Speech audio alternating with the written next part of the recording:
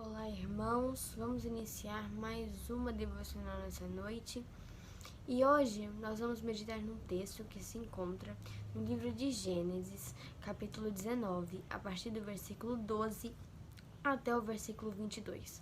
Nós vamos tirar aí alguns pontos desse texto, que é um texto sobre Ló, o sobrinho de Abraão. Então vamos começar lendo aqui. Então disseram os homens a Ló: Tens aqui alguém mais dos teus genro e teus filhos e tuas filhas, todos quanto tens a cidade, faze-os sair deste lugar. Pois vamos destruir este lugar, porque o seu clamor se tem aumentado, chegando até a presença do Senhor. E o Senhor nos enviou a destruí-lo. Então saiu Ló e falou aos seus genros, aos que estavam para casar com suas filhas, e disse: Levantai-vos, saí desse lugar, porque o Senhor há de destruir a cidade. Acharam, porém, que Ló gracejava com eles.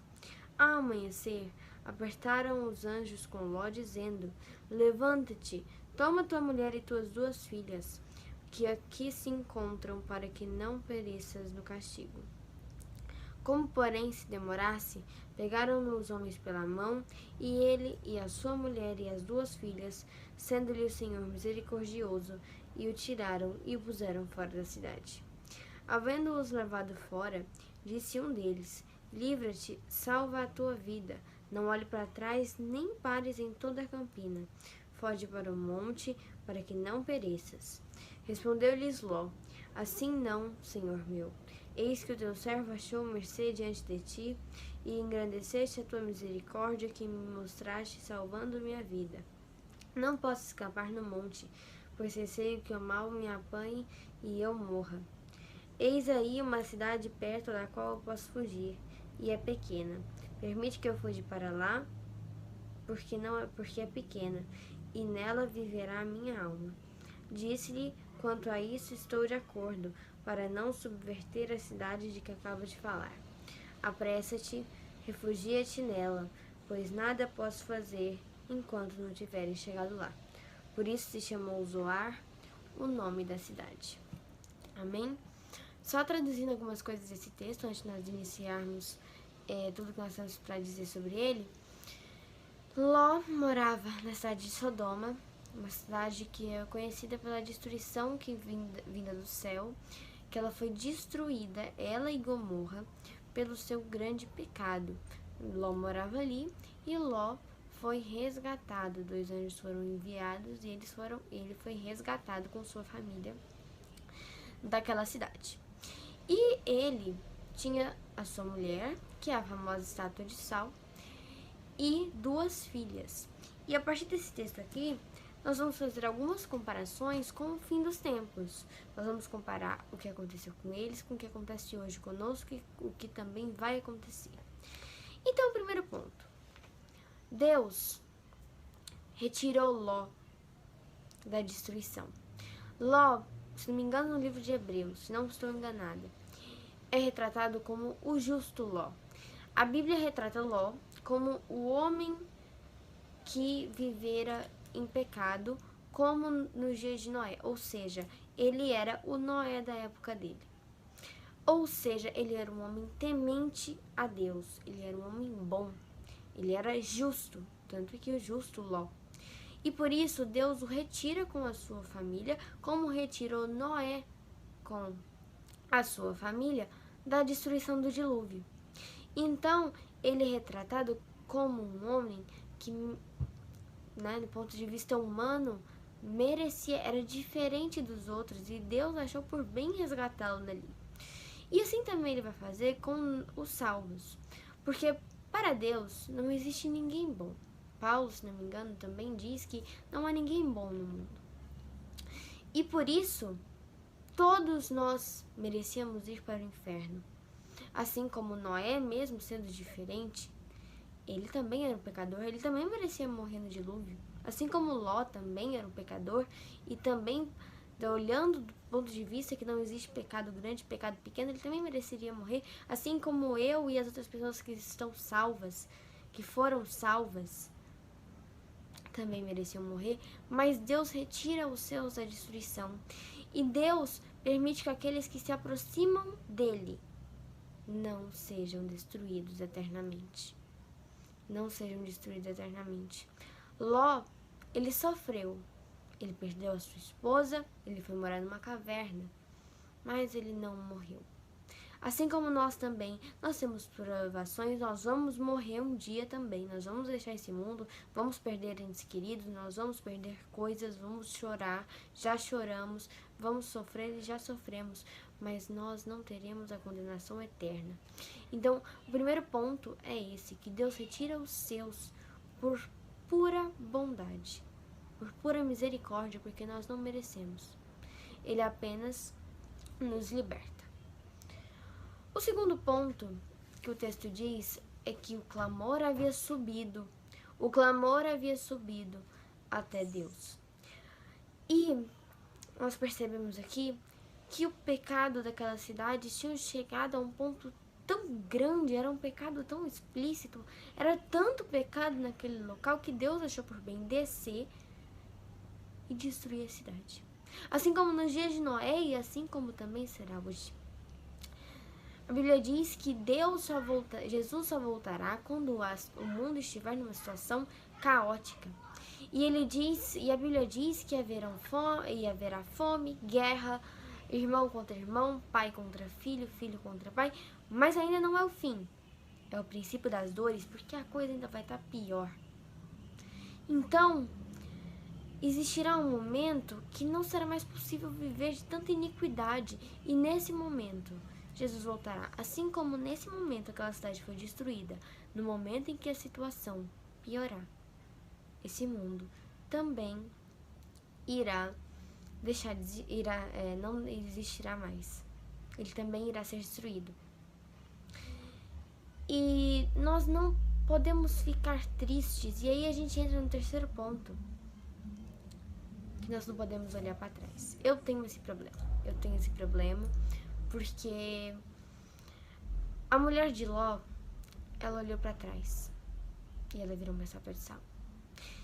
E os anjos dizem assim: vocês fogem, mas vocês não olhem para trás.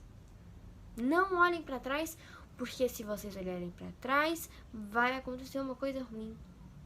O que é esse olhar para trás? Que a gente ouve tanto essa história em músicas, quando na sala de infantil ainda. Mas o que significa? Significa que a gente não pode se apegar às coisas do mundo.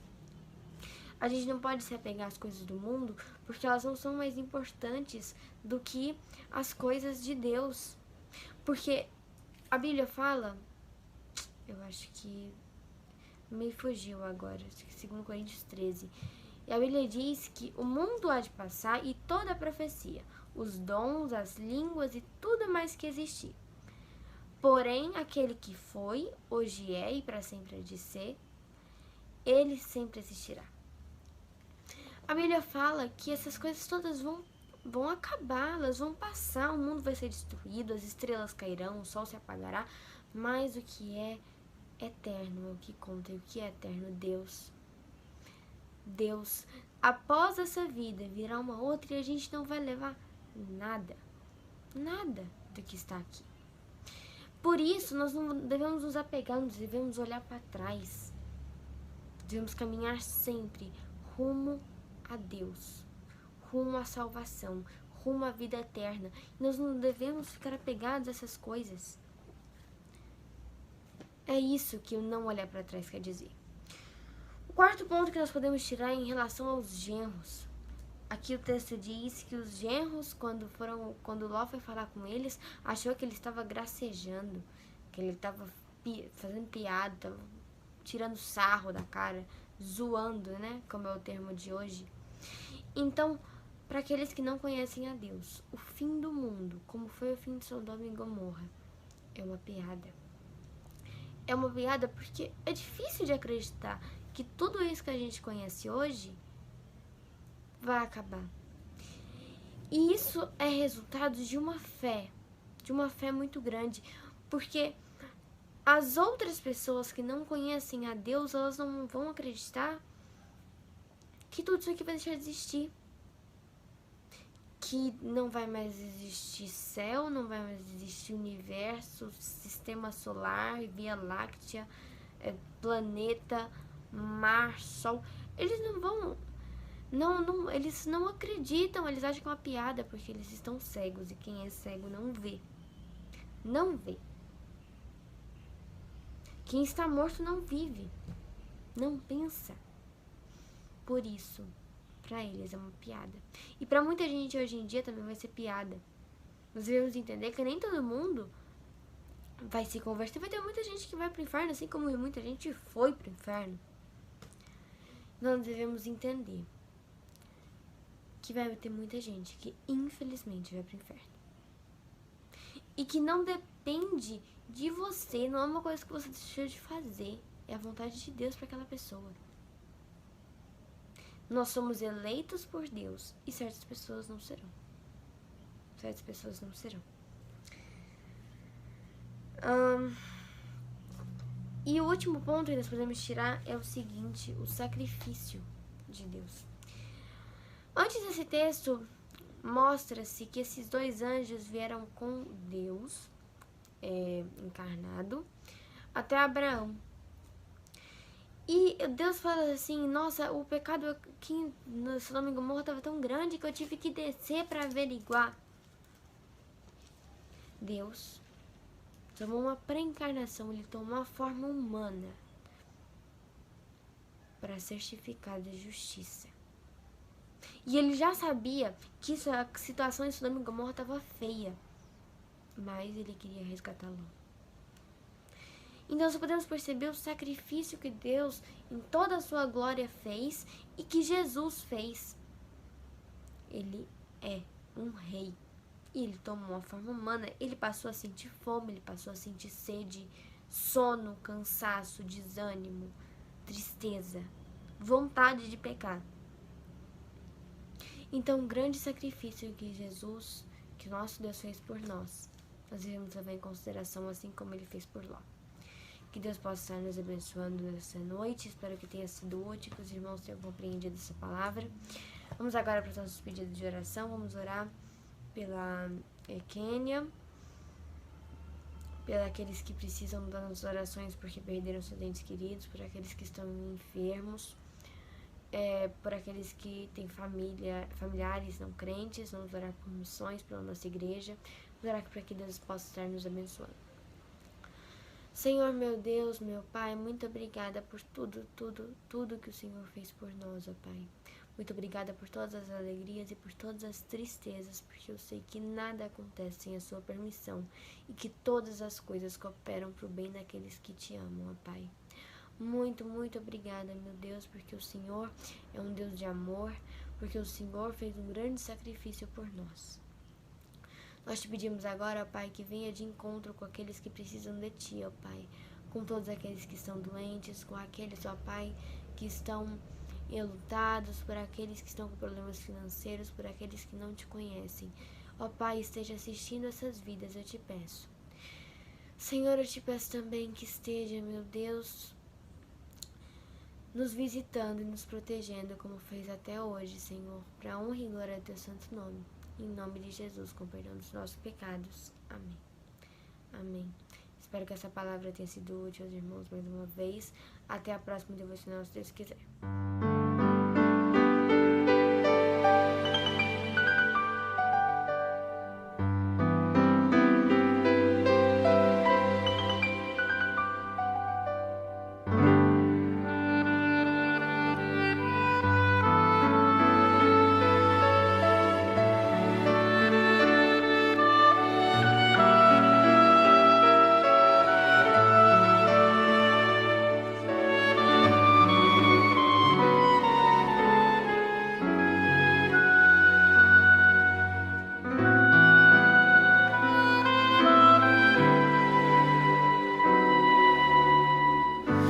Que o Senhor te abençoe e te guarde. Que o Senhor faça resplandecer seu rosto sobre ti e tenha misericórdia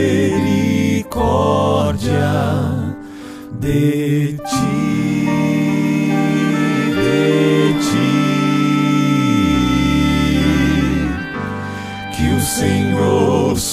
de ti levante o seu rosto